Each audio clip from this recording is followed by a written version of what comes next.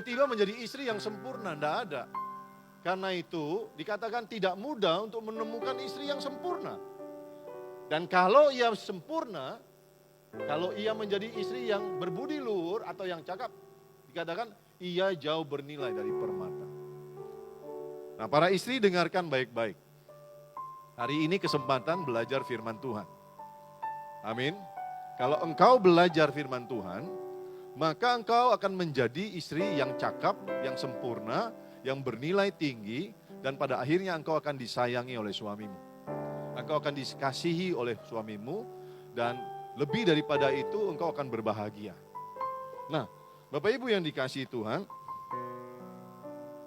hampir semua pria atau suami, ya, tadi kan saya ngomong nih, hampir semua pria atau suami, waktu dia menikah, dia pasti mengharapkan dan merindukan bahwa nanti dia dapat istri yang layak, patut untuk dia sayangi. Pasti. Termasuk saya. Gak ada orang yang bernikah dia bilang begini, aku gak harapin dia bisa kusayangi. Aku gak mau sayangin, gak ada. Kecuali dia gila. Pasti orang yang waras ketika dia nikah, dia mengharapkan istrinya ini bisa dia sayangi. Patut dia sayangi, dia kasihi. Setiap pria yang menikah, dia mengharapkan mendapatkan, menemukan istri yang layak, pantas disayanginya. Seperti istri yang disebutkan di ayat ini, saudara. Tadi saya jelaskan. Nah, terlebih juga seorang wanita, seorang perempuan. Ketika seorang perempuan atau wanita dia menikah dengan seorang laki-laki, dia tentu mengharapkan dan merindukan kalau nanti dia bisa disayang oleh suaminya. Dia dikasihi oleh suaminya dan dia berbahagia. Tetapi pada kenyataannya, saudara, pada kenyataannya nih, saya cukup banyak mengkonseling keluarga-keluarga. Dan ini penting ini buat para wanita. Buat calon-calon istri. Pada kenyataannya, saudara, banyak pria atau suami tidak dapat menemukan istri yang layak disayangi.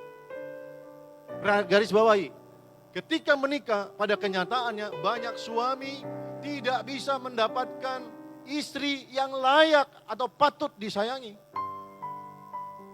Dia mengharapkan istrinya bisa dia sayangi. Dia mengharapkan istrinya istri yang elok, cakap, berbudi luhur, sempurna, baik, patuh, menghormatinya, dan sebagainya. Sehingga layak dia sayangi, tapi yang ketemunya istri yang menjengkelkan, yang menyebalkan, istri yang bikin geram, istri yang bikin dia nggak nyaman.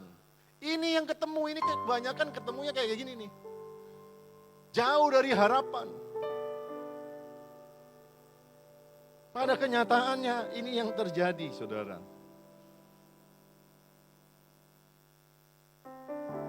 Padahal pria normal, dia mengharapkan bisa mengasihi, menyayangi istrinya. Ketemunya bukan yang baik, saudara.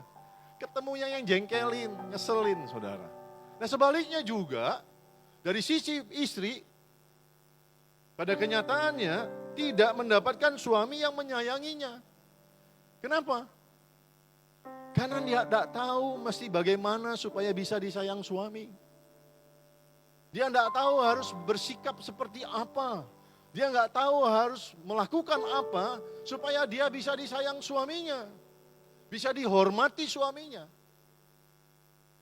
Sehingga ketika dia tidak tahu, dia tidak bisa melakukan apa-apa, tidak tahu bagaimana bersikap, yang ada adalah bukannya mendapat sayang dari suaminya, justru dimarahin terus. Saudara.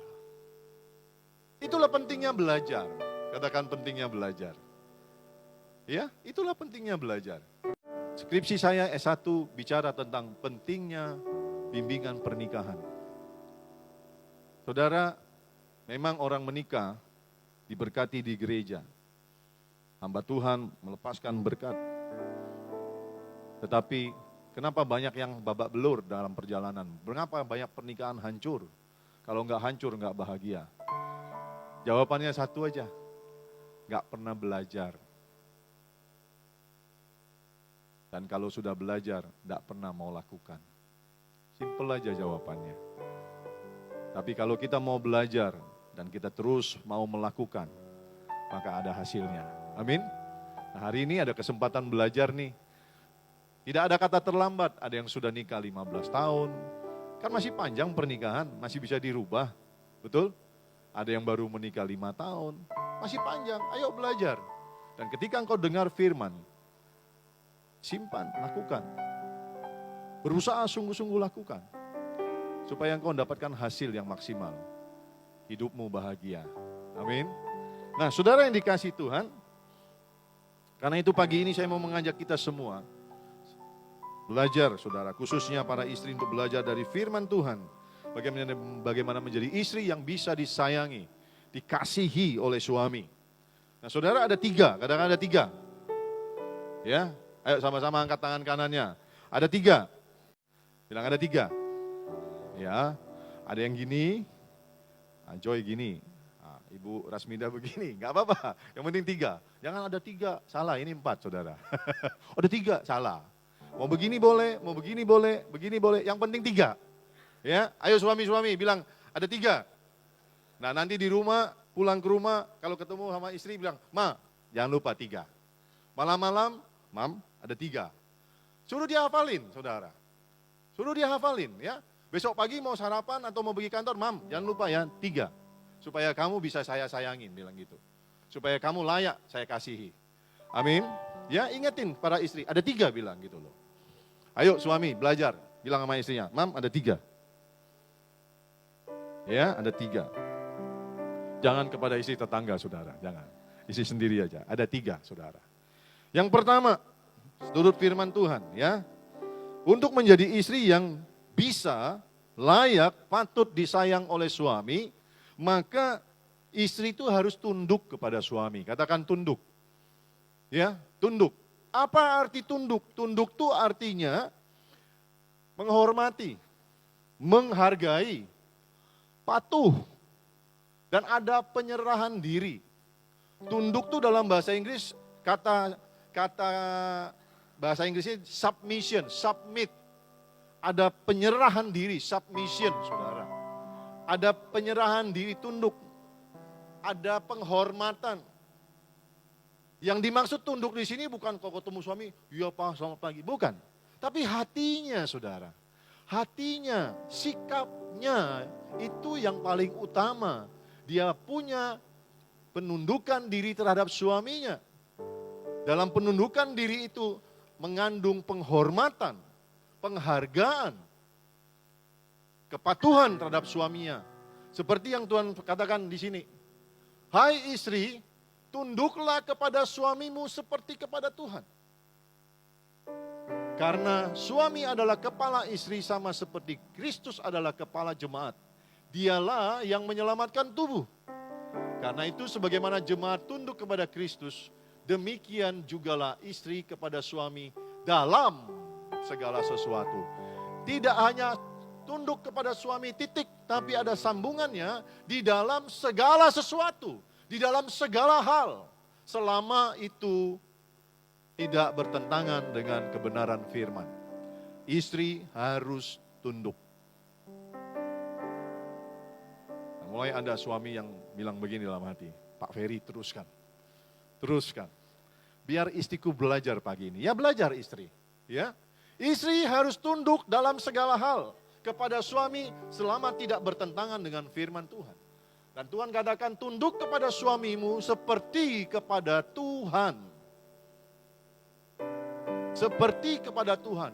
Itu tidak bisa diabaikan, tidak bisa ditunda. Itu mutlak seorang istri harus tunduk kepada suaminya. Harus hormat, menghargai, patuh, ada penyerahan diri. Saudara yang dikasihi Tuhan, saya belajar banyak di camp pria sejati. Saya bersyukur saya ikut camp ini 26 kali kalau nggak salah, dari tahun 2007. Banyak sekali pelajaran, rema yang saya dapat. Dan dari camp ini kami belajar tentang kebutuhan pria dan kebutuhan utama wanita. Nah perhatikan saya di sini. Pak boleh kecilin sedikit aja Pak. Kebutuhan utama dari seorang pria itu, kalau utama itu boleh diambil 3 besar dari sekian banyak kebutuhan. kebutuhan utama, salah satu kebutuhan utama seorang pria adalah dihargai atau penghargaan. Pria itu kebutuhan utamanya 3. 1, seks. Dengar istri-istri, calon istri, ini enggak porno. Kebutuhan pria itu 3. 1, seks. Dia harus dipenuhi kebutuhan seksnya kalau sudah menikah. Yang kedua, penghargaan. Yang ketiga, makan yang kenyang, saudara. Kalau 3 ini dipenuhi oleh istri, aman rumah tanggamu. Istri yang bisa menyiapkan, menyediakan 3 kebutuhan utama ini, aman rumah tanggamu. Engkau akan disayang suami. Salah satu kebutuhan utamanya adalah penghargaan. Suami butuh dihargai, suami butuh dihormati. Suami butuh untuk melihat istrinya tunduk sama dia. Dia ngomong apa, diikutin selama tidak bertentangan dengan firman. Ini kebutuhan utama. Seorang suami butuh penghargaan. Tapi justru saya mau katakan begini. Justru di area ini para istri seringkali gagal. Istri-istri seringkali gagal untuk menghormati suaminya, gagal untuk tunduk kepada suaminya, gagal untuk menghargai, gagal untuk taat sama suaminya dengan berbagai alasan. Kami melihat begitu banyak keluarga yang berantakan. Kalau tidak bercerai, tidak bahagia, hubungannya babak belur. Istri berkata, gimana aku mau cinta dia Pak? Gimana aku mau hormat sama dia? Gimana aku bisa menghargai dia? Gimana aku bisa tunduk sama dia? Dia jahat. Yang paling ringan mungkin dimulai dari kata, dia nggak perhatian Pak. Dia nggak mesra Pak. Dia cuek Pak. Ini alasan-alasan yang ringan. Bagaimana aku bisa sayang sama dia, hormat sama dia? Kasih alasan, dia cuek, dia nggak perhatian. Mulai lagi yang agak berat. Dia nggak tanggung jawab Pak. Dia kasar Pak. Dia egois Pak. Yang paling berat, dia pukul Pak. KDRT. Ada berbagai alasan yang bisa diungkapkan seorang istri, kenapa dia tidak bisa menghargai suaminya. Kenapa dia nggak tunduk sama suaminya. Alasan-alasan yang seperti tadi. Dengan berbagai alasan itulah para istri menolak untuk tunduk kepada suaminya.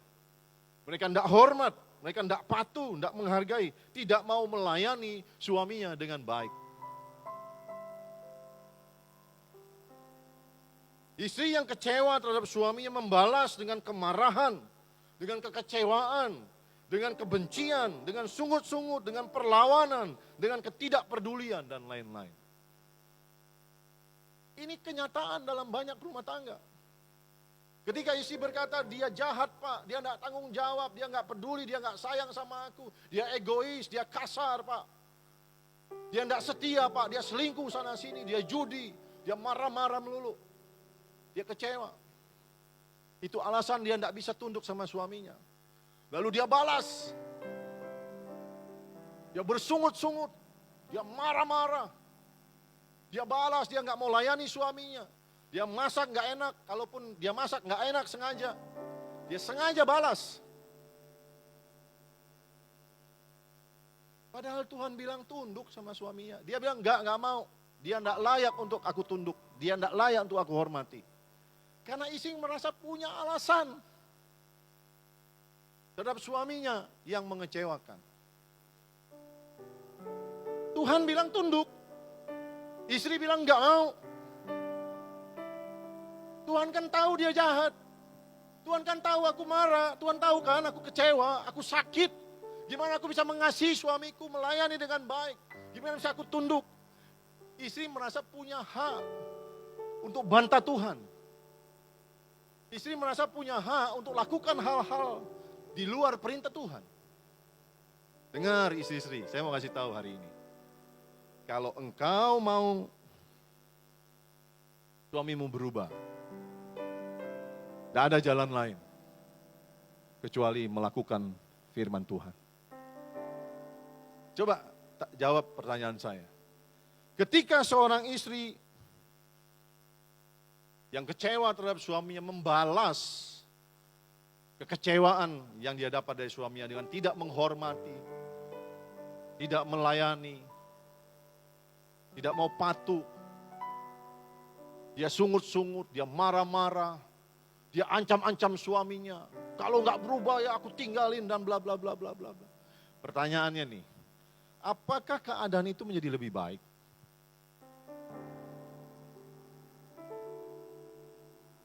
Apakah akan membuat suaminya berubah? Apakah akan membuat suaminya berbalik menjadi suami yang baik? Apakah hal-hal itu akan membuat suaminya menjadi sayang sama istrinya? Saya bisa jawab dengan cepat dan pasti. Tidak akan. Semua yang kau lakukan di luar perintah Tuhan, bersungut-sungut, marah, ngancam-ngancam, balas dengan kemarahan, dengan kebencian, tidak akan mengubahkan suamimu. Tidak akan membuat keadaan lebih baik. Tidak akan merubah dia menjadi sayang kepadamu. Tidak akan. Dengar saya ngomong, tidak akan. Malah dia makin jauh. Malah dia makin parah. Malah dia makin benci sama kamu.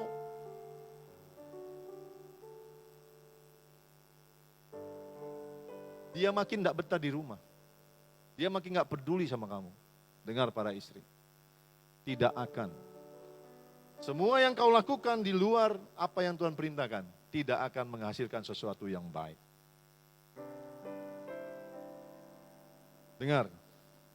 Engkau tidak akan pernah bisa mengubah suamimu menjadi suami yang baik, yang bertanggung jawab, sayang istri dan keluarga, suami yang ideal, jika caramu salah. Saudara yang dikasihi Tuhan, khusus para istri dan calon istri. Hanya ada satu cara untuk mengubahkan suamimu yang masih belum ideal. Yang tadi kau sebutkan mungkin dia jahat, dia egois, dia nggak perhatian, dia cuek, dia nggak mesra, mungkin dia suka selingkuh, suka minum, suka pukul mungkin. Dia nggak menyenangkan. Hanya ada satu cara untuk mengubahkan suamimu yang masih belum seperti yang kau harapkan. Caranya yaitu mengasihi dengan sungguh-sungguh. Mengasihi suamimu dengan sungguh-sungguh. Bukan hanya mengasihi, tapi mengasihi dengan sungguh-sungguh. Perlu mengasihi dengan sungguh-sungguh. Karena kalau engkau cuma mengasihi, sekedar mengasihi, engkau akan give up di tengah jalan. Engkau akan berhenti berjuang di tengah jalan. Tapi kalau engkau mengasihi dengan sungguh-sungguh, engkau akan berjuang sampai engkau mendapatkan apa yang kau harapkan. Cuma satu cara bagaimana mengubah suamimu yang brengsek itu, yang sontoloyo itu, yang gak tanggung jawab itu. Satu cara, mengasihi dia dengan sungguh-sungguh. Katakan amin. Mana mungkin Pak? Bisa. Engkau berkata mana mungkin karena engkau gak pernah coba dan gak mau berusaha.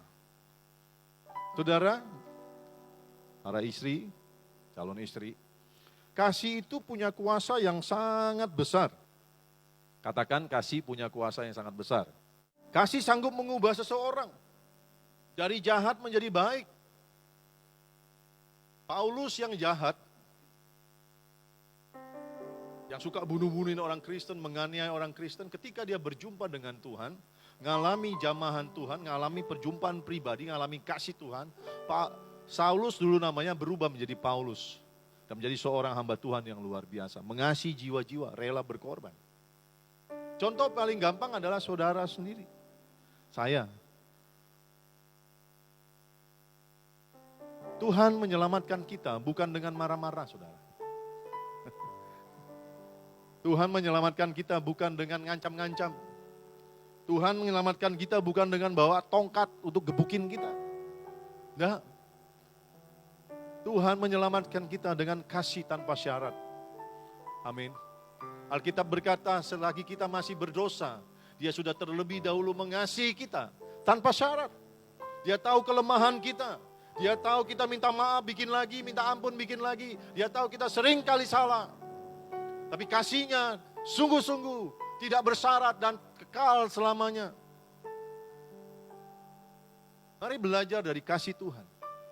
Karena kasih Tuhan yang begitu besarlah, kita akhirnya bisa merasakan, begitu besar kasih Tuhan dalam hidupku. Aku banyak salah, banyak dosa, banyak kekurangan. Tapi Tuhan menerimaku apa adanya. Tuhan menuntunku, Tuhan mengubahkan aku. Dan aku akhirnya merasakan kasih Tuhan dan aku mau mengasihi Tuhan dengan sungguh-sungguh. Nah, kasih yang Tuhan tunjukkan, yang juga sudah kita terima, itulah yang kita praktekkan dengan suami. Dengar para istri. Suamimu memang banyak salah, dia brengsek, dia sontoloyo, dia masih belum ideal. Dia jahat, dia egois, dia kasar.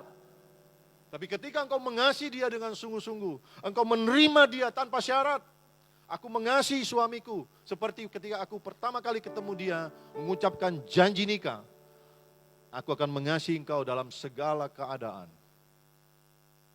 Kaya atau miskin, sehat, sakit, suka duka. Aku akan mengasihi engkau dengan dalam segala keadaan. Ketika engkau mengasihi suamimu seperti itu, saya percaya suamimu lama-lama bisa cepat, bisa juga melalui proses dan melalui pertolongan Tuhan. Karena kasih punya kuasa yang besar, suamimu akan berubah. Katakan amin. Saya ngalamin itu dari istri saya. Saudara yang dikasih Tuhan, ingat prinsip tabur tuai. Apa yang kamu tabur, kamu tuai. Istri-istri dengar, engkau sedang marah, engkau kecewa. Tapi di lain sisi engkau mengharapkan suamimu berubah, mengasihi engkau, mencintai engkau. Engkau mengharapkan suamimu memperlakukan engkau dengan baik, dengan kasih sayang. Engkau mengharapkan suamimu perhatian. Engkau mengharapkan suamimu juga melayani engkau. Tapi yang kau tabur kebencian, kemarahan, kekecewaan. Apa yang kau tuai? Coba jawab saya. Apa yang kita tabur, itu yang kita tuai. Kita nabur benci, nabur marah, nabur kekecewaan, nabur ketidakpedulian. Yang kita tuai, apa yang kita tabur. Jadi dengar para istri, kalau engkau ingin suamimu berubah, tabur seperti apa yang kau mau. Engkau mau suamimu menyayangimu, tabur kasih sayang. Engkau mau suamimu perhatian, tabur perhatian. Amin. Engkau mau suamimu menghormati engkau sebagai istri, menghargai, tabur penghargaan, tabur penghormatan kepada suamimu. Engkau tabur mangga, nggak mungkin keluar duren, saudara. Nggak mungkin. Orang tabur mangga, keluarnya mangga. Kalau engkau tabur kebencian, kemarahan, sungut-sungut, yang kau dapatkan juga seperti yang kau tabur, kemarahan, sungut-sungut dari suamimu. Sampai di sini ada amin? Bisa mengerti, saudara? Susah, Pak. Ya memang sulit, siapa yang bilang gampang? Tapi dengan pertolongan Roh Kudus, engkau pasti dimampukan untuk melakukan kebenaran firman. Dengar baik, dengar saya. Ketika Tuhan suruh lakukan sesuatu, dan engkau melakukannya, maka di situ ada Roh Kudus bersiap diri untuk menolong engkau. Maka di situ ada Roh Kudus yang akan menuntun dan memampukan engkau. Maka di situ ada Roh Kudus yang akan menghibur engkau, menguatkan engkau, mengajari engkau ketika engkau mau melakukan firman Tuhan. Jadi tidak ada yang susah, hanya mau atau tidak. Saudara, apa yang kau tabur itu yang kau tuai. Dari seorang istri yang mengharapkan suaminya mengasihi dia, tabur kasih buat suamimu. Tunduk kepada suamimu.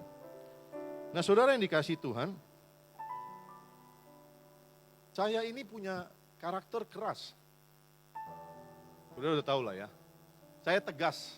Iya, enggak. Saya di foto karakter merah, saudara. iya atau enggak. Saya enggak mau belit-belit. Dulu saya brengsek banget, saudara. Saya sering cerita juga. Suka dugem, suka judi, main perempuan, narkoba. Yang mengecewakan Bu Dewi deh, hanya satu. Saya nakal di luar, enggak nakal di dalam. Maksudnya, saya nakal di luar tapi enggak jahat ke dalam. Saya enggak pukul istri. Saya baik sama Bu Dewi. Nakal di luar. Bu Dewi itu enggak pernah marah dengan mengucapkan satu kata pun sampai hari ini. Ya kalau hari ini saya udah jadi pendeta, udah banyak berubah ya wajar. Waktu saya lahir baru 97 dan masih proses banyak kelemahan, kekurangan. Dari mulai kami menikah, waktu mulai pacaran juga. Sampai terlebih menikah, kenal Tuhan. Sampai hari ini 28 tahun pernikahan. Satu kata pun Bu Dewi tidak pernah keluarkan yang kasar sama saya. Walaupun saya layak untuk dimaki waktu itu. Saya pulang malam jam 2, jam 4 Bu Dewi bukain pintu. Lalu dia tinggal, dia tidur. Dia gak pernah marahin saya, kemana kamu? Brengsek, bajingan. Gak pernah saudara. Gak pernah. Dia diam. Dan selama saya jadi orang brengsek, suami sontoloyo, Bu Dewi tetap menghormati saya, menghargai saya, melayani saya dengan baik.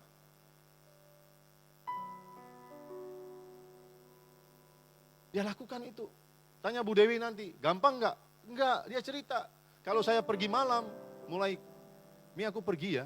Dia enggak bilang, enggak boleh, enggak. Dia pakai bahasa Jawa, ya pergi yo, gitu loh. Pergi itu, ya pergilah kalau mau pergi, gitu loh. Dia nangis di kamar, dia doa sama Tuhan.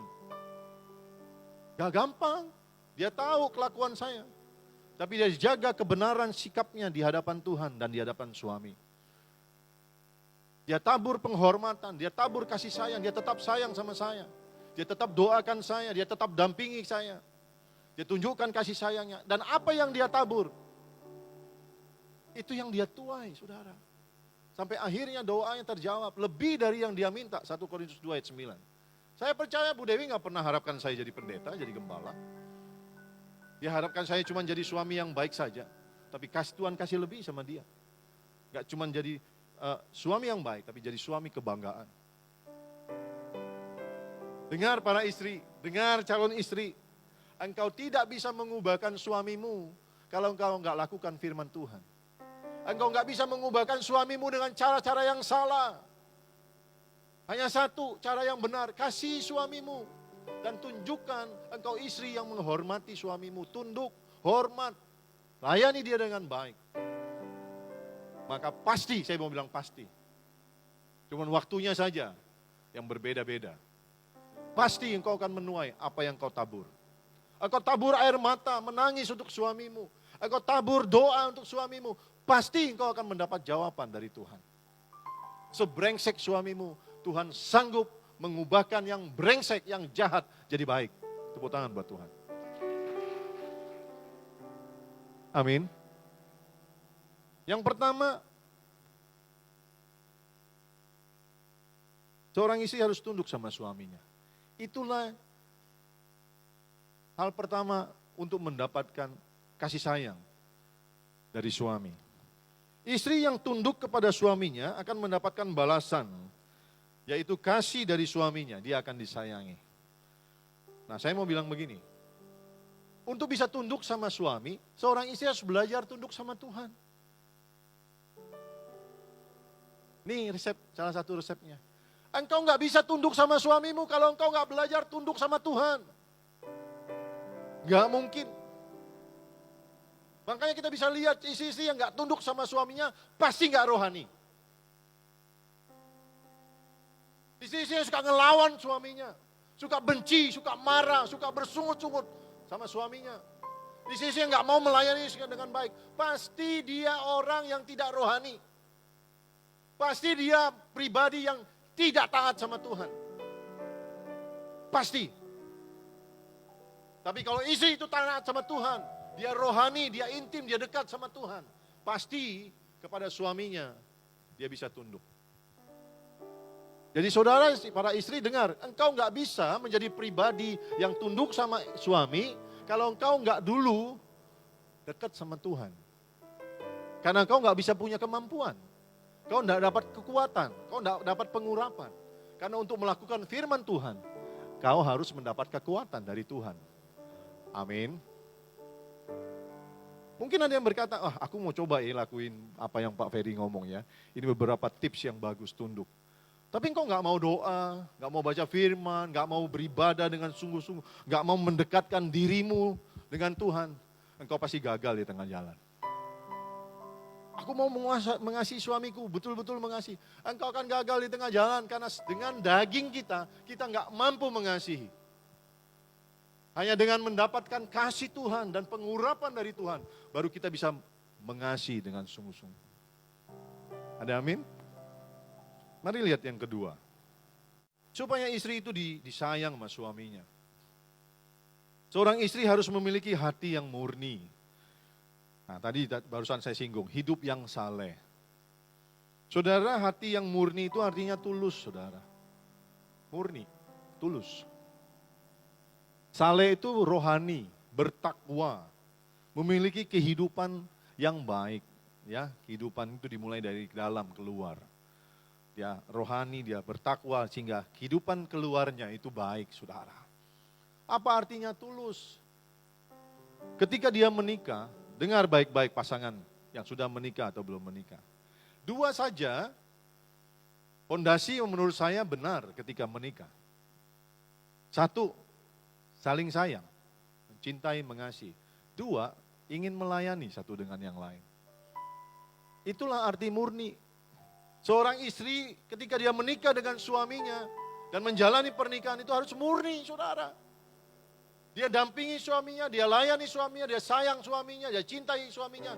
Hanya dua, karena dia mengasihi dan dia ingin melayani. Bukan kekayaan, bukan yang lain-lain, saudara. Bukan jabatan, bukan nama besar, bukan rumah mewah, bukan. Dan ini bisa kelihatan dalam perjalanan suamimu, bisa lihat engkau murni atau enggak.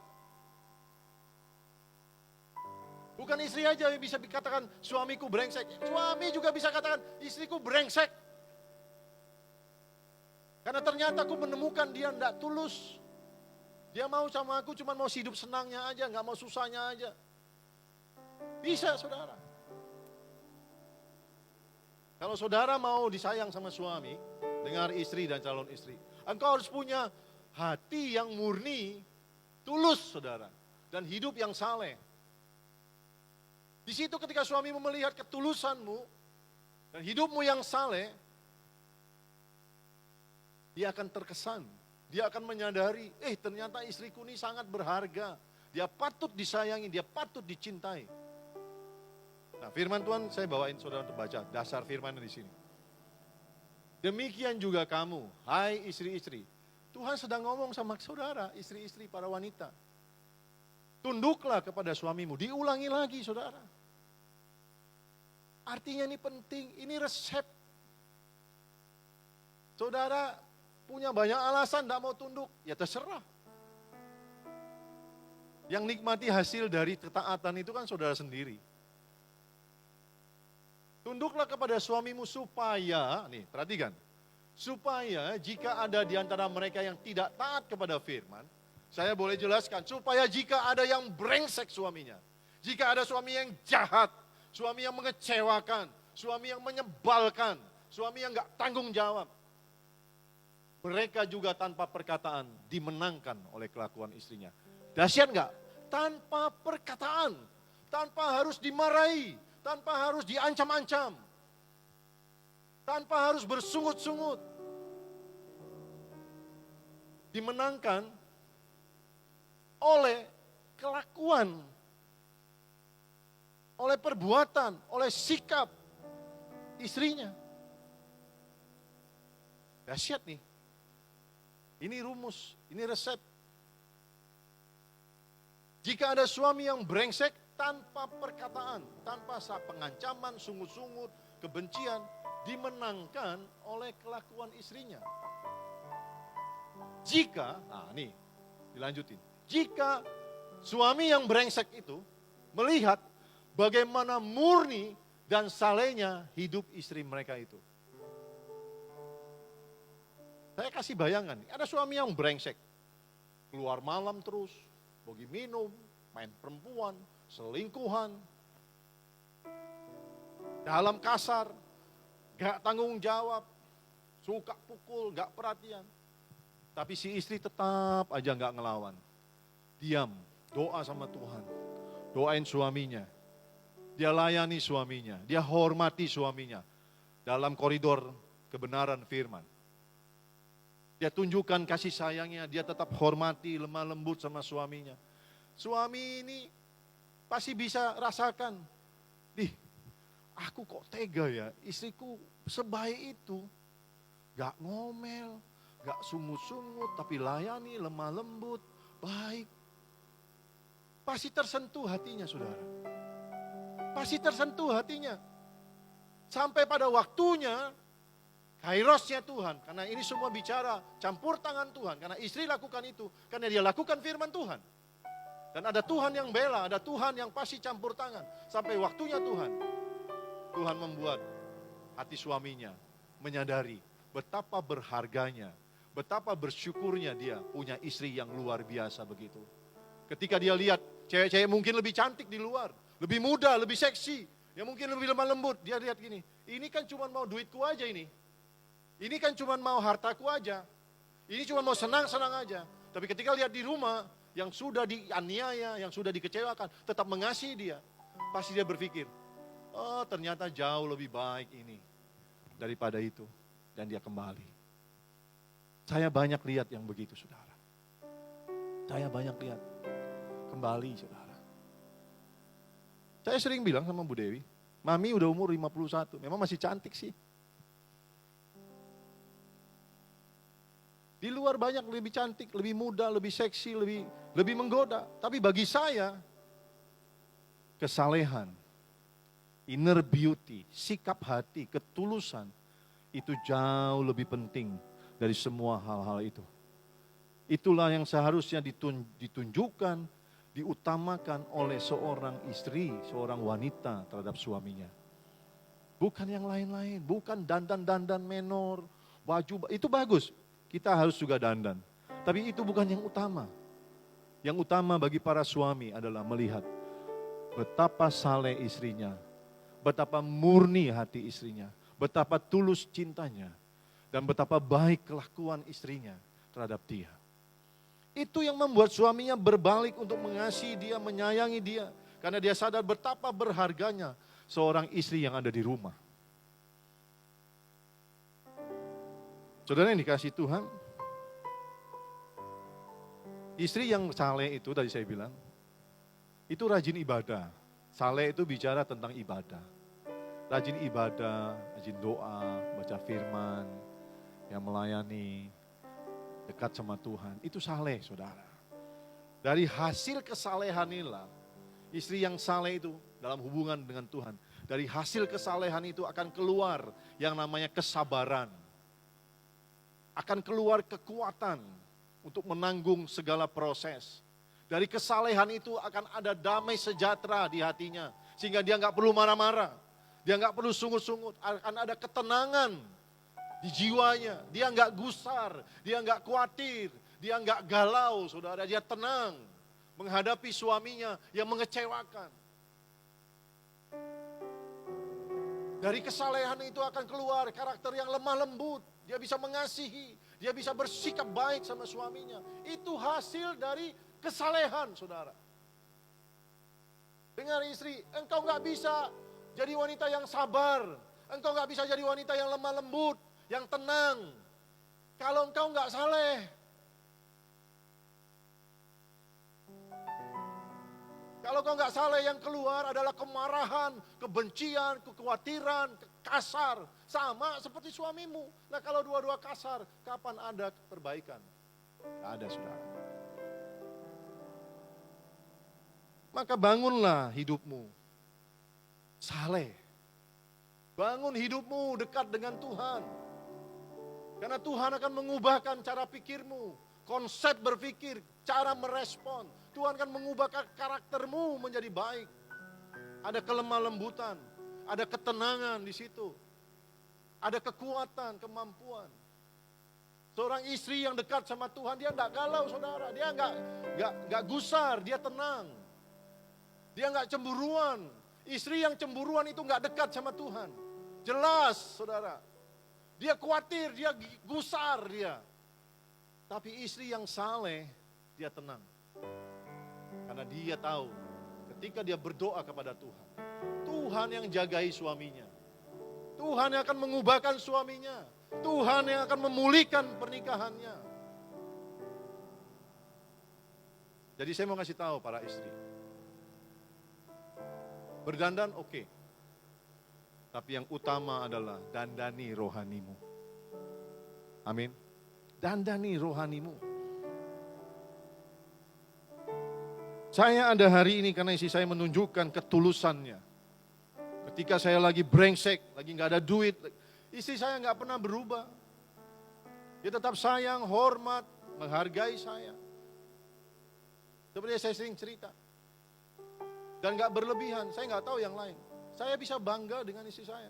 Gak cuma istri kesayangan, tapi istri kebanggaan saya. Yang saya bisa ceritakan. Jadi contoh kepada para istri yang lain. Banyak kalau kami konseling, saya cuma bilang begini. Saya gak bisa ngomong banyak. Kamu konseling sama Bu Dewi. Tanya, kalau kamu lagi susah, lagi bergumul keluargamu soal suamimu, kamu lakukan apa? Kamu harus lakukan apa? Belajar sama Bu Dewi. Saya ngalami bagaimana istri saya melakukan firman Tuhan. Dan dia saleh saudara. Saya nggak bikin-bikin. Bu Dewi bangun pagi, dia doa, dia baca firman saudara. Dia banyak berdoa. Hasilnya seperti yang saudara bisa rasakan. Ada ibu gembala. Orang banyak bilang, Pak Ferry bersyukur ya. Punya istri yang lemah lembut, gak cuma cantik, ya Bu Dewi cantik. Tapi juga lemah lembut. Bijaksana. Sabar, tenang. Suami-suami menginginkan istri yang seperti itu saudara. Nah para wanita harus bangun hidupmu. Saleh. Motivasimu benar. Supaya engkau layak, patut, disayang, dikasih oleh suamimu.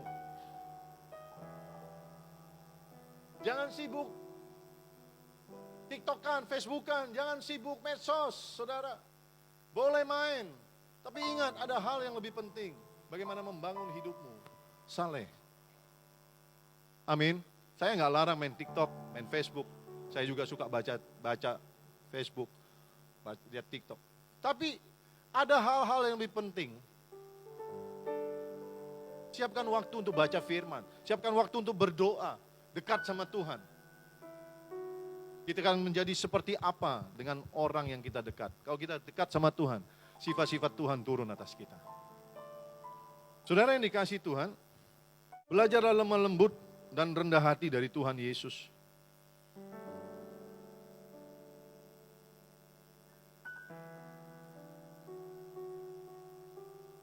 Matius 11 ayat 29. Yesus berkata, pikulah kuk yang kupasang. Dan belajarlah padaku karena aku lemah lembut dan rendah hati. Dan jiwamu mendapat ketenangan. Orang yang datang kepada Tuhan dan mau belajar dari Tuhan Yesus. Maka dia akan mendapatkan. Seperti yang Tuhan Yesus janjikan. Kalau kamu lagi bermasalah, datang kepadaku. Pikul kuk yang kupasang belajar kepadaku karena aku lemah lembut dan rendah hati. Dan kamu akan mendapatkan ketenangan. Seringkali kan istri ngerasa dia benar aja sendiri. Dia gak punya salah. Semua salah suaminya. No. Istri harus sadar kenapa suaminya begitu. Memang ada suami yang dari sononya brengsek ada, saudara. Tapi juga ada suami yang brengsek karena kelakuan istrinya brengsek juga, saudara. Jadi istri jangan cuma mau menang sendiri. Karena itu belajar supaya punya kerendahan hati. Aku nih salahnya di mana ya? Sehingga suamiku itu nggak suka di rumah. Aku tuh salahnya di mana ya? Kurangku di mana ya? Kok dia sampai kecantol sama wanita lain? Harusnya juga punya kerendahan hati tuh berpikir introspeksi. Aku nih suka ngomel kali ya. Aku nih kasar sama suamiku. Maka dia suka ngobrol sama cewek yang lain. Aku nih nggak enak diajak ngobrol ya, dikit-dikit marah, cemburu. Maka suamiku nggak betah ngobrol sama aku. Harusnya istri punya kesadaran seperti itu. Dan merubahnya, saudara. Nah, berubahnya nggak bisa dengan kekuatan sendiri. Belajar sama Yesus, Yesus bilang, aku ini lemah lembut dan rendah hati. Kamu belajar sama aku. Mendekat sama Yesus, belajar. Maka engkau akan menjadi pribadi yang lemah lembut dan rendah hati. Dan engkau menjadi tenang. Engkau nggak bisa lemah lembut dan rendah hati kalau kau nggak intim sama Tuhan. Karena pada dasarnya kita semua egois, mau menang sendiri. Ngerasa nggak pernah salah. Saudara, khusus istri-istri, ayo bangun hidupmu dekat sama Yesus. Amin. Belajar mengendalikan diri, mengendalikan ngomongan nih. Kelemahan wanita di mulut. Dan itu menjadi kebencian dari suami. Suami mungkin gak ngelawan, mungkin gak balas, mungkin gak ngeladenin. Tapi dia gak suka itu. Dengan wanita, suami gak suka engkau cerewet, marah-marah. Engkau mungkin berkata dia patut kumarahin, tapi belajar diam. Belajar mengendalikan perkataan, belajar mengendalikan responmu. Seperti yang tadi nomor 1, engkau harus tunjukkan hormatmu sama suami. Baru dia terkesan. Makin kau marah, makin gak betah dia di rumah. Kalau hari ini suamimu gak lawan, bukan berarti dia takut. Kalau hari ini dengan cara-caramu yang salah, dia kelihatan berubah, bukan berarti dia rubah permanen. Dia lagi diam-diam aja tuh, lagi ngumpulin kekuatan.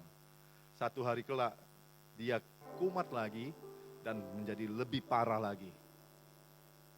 Jadi istri dengar, oh Pak, cerita mau. Eda, aku marahin suamiku. Aku ancam dia kalau lagi aku begini lagi, aku tinggalin dia. Eda, aku gini-gini. Dia berubah loh, dah. Gak aku kasih makan dia. Gak aku kasih kopi dia. Berubah dia. Dengar baik. Dia berubah bukan karena caramu benar. Dia berubah karena dia lagi ngumpulin kekuatan untuk kumat lagi. Serius. Dia diam, dia lagi ngumpulin kekuatan untuk dia kumat lagi. Sampai titik terakhir kau nggak berubah, kau yang ditinggalin sama dia. Saya nggak bercanda, saudara boleh ketawa. Tapi ini kenyataan. Tidak ada yang bisa mengikat seorang suami untuk bisa setia sama istrinya. Kecuali kebaikan, budi yang luhur, penghormatan, penghargaan. Di mana dia bisa menyadari bahwa istrinya yang di rumah, walaupun umurnya sudah mulai menua, sudah peot sana peot sini. Udah nggak seksi lagi, udah nggak secantik yang di luar. Tapi dia lihat bagaimana setia istrinya, bagaimana baik istrinya, bagaimana tulus istrinya. Itu jauh lebih berharga dari semua wanita yang di luar. Itu yang mengikat seorang suami. Amin. Boleh kasih tepuk tangan nggak buat Tuhan? Terakhir ya. Pertama, istri yang tunduk. Kedua, istri yang tulus dan saleh, ya, murni hatinya. Ketiga, untuk menjadi istri yang disayang suami, seorang istri itu harus bisa menjadi istri yang rajin dan cakap mengurus rumah tangga. Ya. Amsal 31 ayat 5, 27 sampai 29. Ini bicara perempuan nih. Ia ini adalah istri, perempuan. Ia bangun kalau masih malam. Lalu menyediakan makanan untuk seisi rumahnya. Kalau sini mungkin malam, mungkin subuh lah, pagi-pagi. Kira-kira cerita gitulah, pagi-pagi. Lalu menyediakan makanan untuk sisi rumahnya dan membagi-bagikan tugas kepada pelayan-pelayan perempuan. Artinya dia memang menjadi fungsi seorang ibu rumah tangga. Pak, kalau nggak ada pelayan gimana? Ya kerjain sendiri. Tapi maksudnya begini, dia mengambil tanggung jawabnya dengan baik sebagai seorang istri yang mengurus rumah tangga, keluarganya. Ia mengawasi segala perbuatan rumah tangganya, Makanan kemalasan tidak dimakannya. Anak-anaknya bangun dan menyebutnya berbahagia. Pula suaminya memuji dia. Banyak wanita telah berbuat baik, tetapi kau, hai istri, yang melakukan ini, melebihi mereka semua. Saudara, untuk disayang oleh suami, seorang istri harus rajin dan mau, cakap, mampu mengurus rumah tangga dengan baik. Ketika seorang pria menikah dengan seorang wanita, pria itu mengharapkan istrinya ini cakap, rajin, mampu untuk mengurus rumah tangganya nanti. Mengurus rumah, mengurus seisi rumahnya, mengurus anak-anak dengan segala hal di dalamnya. Itu yang diharapkan pria. Benar apa benar? Gak ada pria yang nikah, dia bilang begini, nanti kalau aku kawin, kau gak usah lakukan apa-apa di rumah. Kau istriku, layani aku aja di ranjang. Gak ada saudara, gak ada. Pasti pria itu mengharapkan, ini istriku dia bisa urus rumah tangga. Sementara aku kerja, aku tenang bekerja. Karena aku tahu ada istriku di rumah yang ngurus rumah, ngurus anak-anak, makanan, pakaian, kebersihan dan segala sesuatu. Sehingga dia bisa kerja dengan tenang dan waktu dia pulang ke rumah, dia pulang dengan senang. Karena di rumah nyaman. Gak berantakan, gak kotor, ada makanan tersedia. Lihat anak-anak baik, semuanya baik. Dan ketika dia menemukan seorang istri yang cakap untuk mengurus rumah tangga, maka dia akan memuji istrinya. Katakan, suaminya memuji dia. Bisa saja dia memuji dalam hati, bisa saja dia ngomong, Mam, luar biasa lu mama. Mami itu hebat, luar biasa. Bisa juga dalam hatinya. Karena suami yang mendapatkan istri yang bijaksana, menurut saya bijaksana, cakap mengurus rumah tangga. Dia berbahagia. Dia pasti sayang sama istrinya. Tapi bayangin suami pulang capek dari kantor, cari duit mungkin. Kalau di kantor masih ada AC lah, yang di luar yang panas-panas. Di shipyard mungkin udah panas peluh.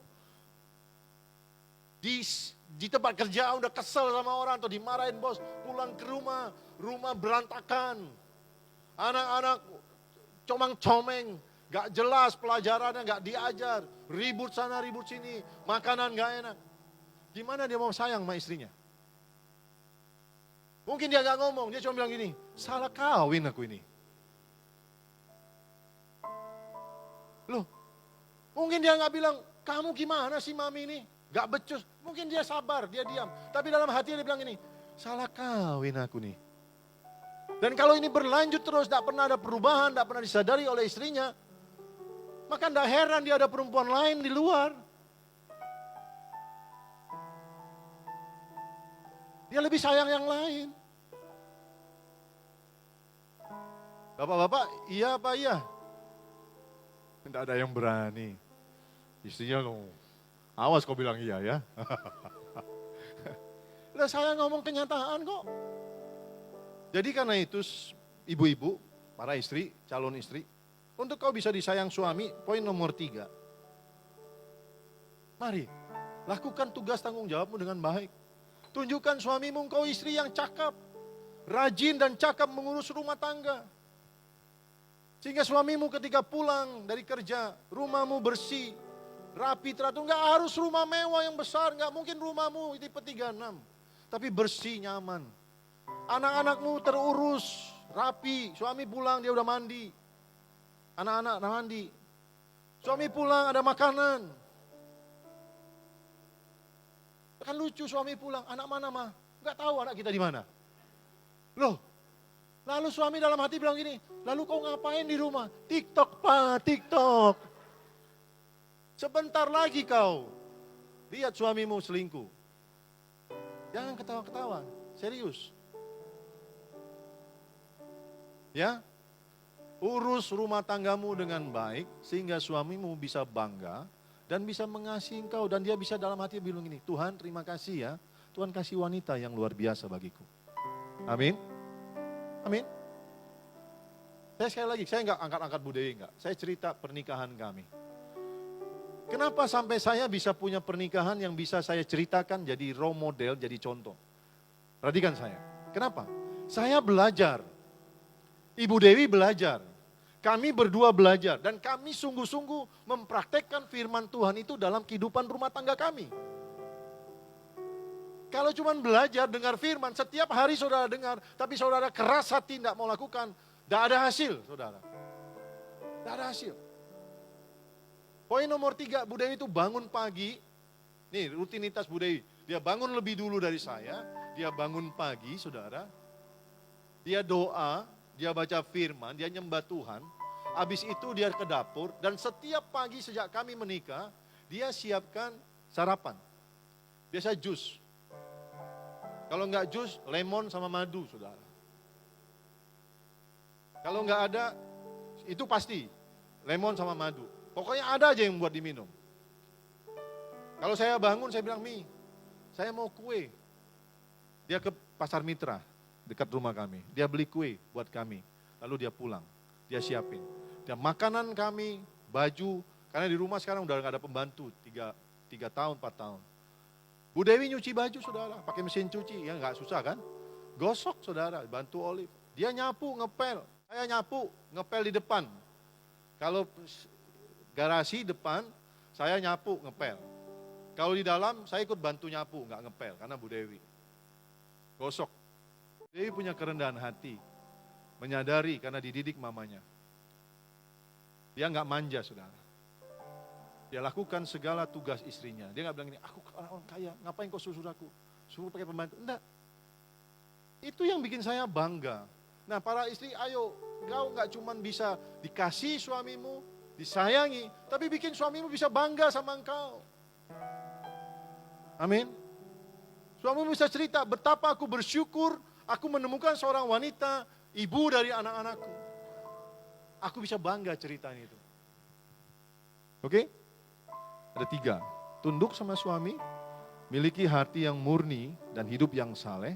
Dan ketiga, cakap mengurus rumah tanggamu.